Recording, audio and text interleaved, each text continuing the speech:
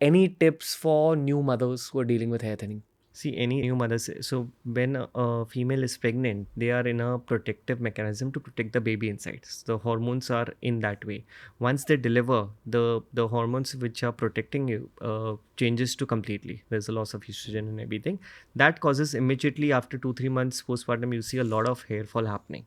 And during pregnancy, women will always comment that we had very healthy, luscious hair during the pregnancy period. So that's a hormonal change. Just maintain it with proper diet, proper sleep, proper exercises, everything, and it will stay. It's a smaller phase, it's a phase of telogen. Only thing, when it gets continued for a longer period, there's thinning which actually sets in. What is longer period? More than 2-3 months, more than 4 to 5 months, I'll say. If it is continued for excessive hair fall, see a dermat, see what needs to be done. If there are any deficiencies on your body, needs to be corrected. Do you think a woman's scalp is most prone to hair thinning post pregnancy? Post pregnancy, PCOS, menopausal, all these are same hormonal issues. Your protective women hormone, the estrogen, goes down in all these things. You see a lot of cases of older women who are dealing with menopause. Yeah.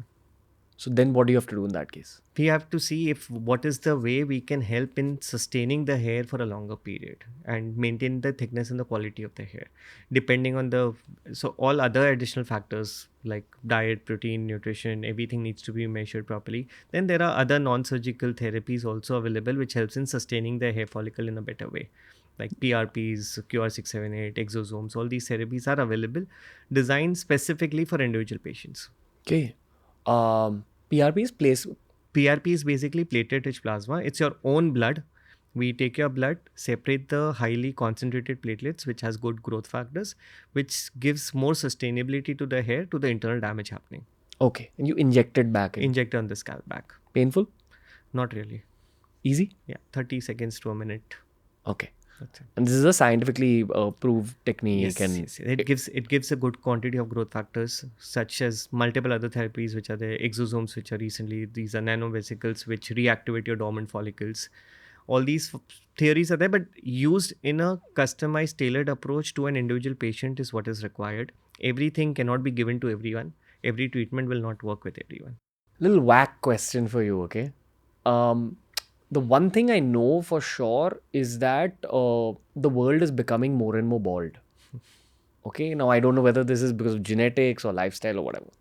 So I often think about my children, and I'm pretty sure they'll face balding by the time they're 25, 30. Depends on the genetics. The one you marry, what genetics she carries, what you carry, all these genetics mixing and matching, and the lifestyle. Everything will play a role eventually also. Okay. But I also know that biotech is evolving very quickly. Right. So in 25 years, while balding becomes a very normalized thing, I also think the The solutions solution will be much, much better. There are new molecules coming actively, though not as per what is shown on Instagram, but there's a molecule PP405. So it doesn't act like a minoxidil vasodilator or a finasteride. It reactivates the dormant follicle. It's a messenger which reactivates your cells which are dying, which are sleeping, I'll say, in a layman's term. Seen good results, safety wise good. In almost 30% of the patients, they could see a good 20% hair growth in 4 to 8 weeks. Improvement in the hair density. What Instagram shows is like in 8 weeks, a grade 7 bald gets a head full of hair. That's AI generated. That's not possible. In adjuvant with other treatments where we want to avoid hormonal tablets or anything, this would be a good option. But such many more things would come into practice.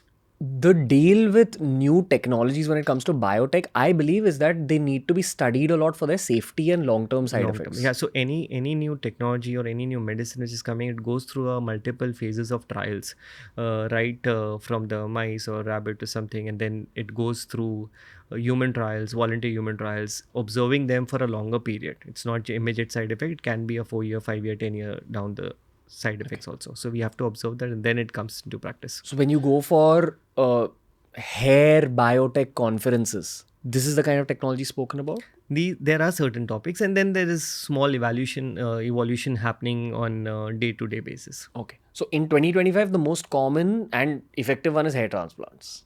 As of today, yes. See, it's again not only hair transplant, a combination treatment. That's what I always say. it's hair is not something which is one size fits all kind of category. You see a lot of people, nothing against anyone, but a lot of people now fill online forms, get a medicine kit which is combined with medicine, shampoos, conditioners, serums, lotions, and everything. Some mixture of allopathy, some Ayurvedic, some homeopathy, and promoted by good celebrities. So people in India for sure swear by them. And if they are saying, though they might have not even used it, but they are promoting, people use it, and then that creates an high expectation from an individual, which is not practically possible.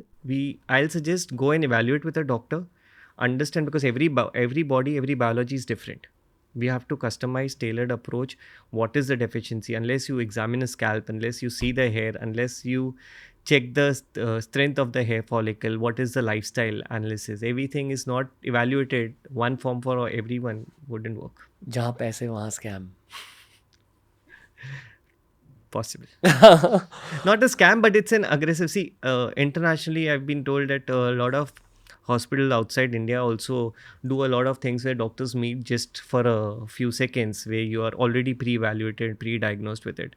So I guess that work ChatGPT would do much better now. But rather than when you have access to doctors, go and meet them. They'll guide you properly in a better way, and there's something which might be missed out. Multiple combination of medicines would be contraindicated in few. There would be some reactions which might come, which you may miss out on a form. My personal opinion here is that if there's anything going wrong with your body, you'll get warning signs always early. Yes. It could even be possibility for cancer. You'll get warning signs early. 100%. Go to a doctor. For anything, at least visit a doctor, have more clarity.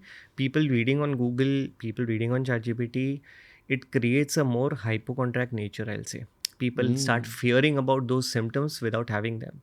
And then they start saying that these are symptoms already there in their body, which is not actually there. You know, I'm from a doctor family, and Google, I think, became big in India in 1999-ish. So I remember my parents discussing how Google has kind of become an enemy of doctors because everyone diagnoses themselves off of Google. They But diagnose it, yeah. that was 1999. In 2025, would you say ChatGPT is the new...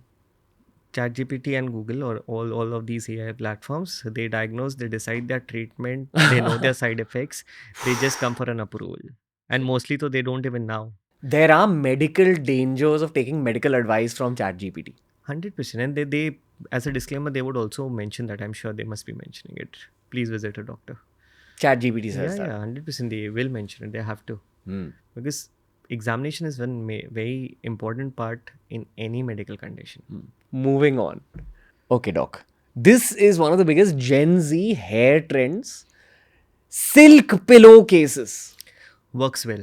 I'll not say it's just a myth because of the silk satin pillowcases, it causes less friction on your scalp. Versus a cotton. That's really? the only thing, yeah.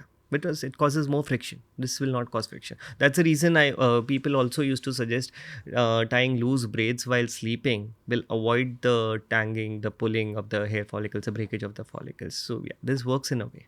Say you're going through some kind of hair thinning phase. You know, you're losing hair, especially when you wake up in the morning, you turn around, you see the pillow and there's hair on your pillow. What are some precautions you can take to avoid that hair loss? That is again the genetic hair miniaturization which is happening, which is causing it. It's not because of the friction you'll see hundreds of hair on the hair. It's just protecting the hair from the external breakage. Nothing more than that. You're saying the silk pillow trend is a healthy practice? A healthy practice. It's not harming you and it's a healthy practice. Okay, cool. So everyone should switch to silk pillow cases instead of cotton. Preferable. And what was the thing you said about braids? Loose braids? Loose braids. So when your hair is, people either they tie very tight braids that causes traction, alopecia, not maintaining scalp hygiene, and either tying a loose braid will not entangle the hair with the pillow, or while rubbing the scalp on the pillow will just protect your hair from the damages happening. Is there advice for parents of daughters while they're tying their braids? Because I think if you tie it very tightly, it can affect the hair back. Yes, it for sure will affect it. I always practice it loose braids because tight will cause the traction alopecia. Oiling the hair and tying it tight will cause traction alopecia, cause a lot of odor issues, lot of collection of dust and other particles. Choti class. Choti class. Just loosely. Loosely. That's it.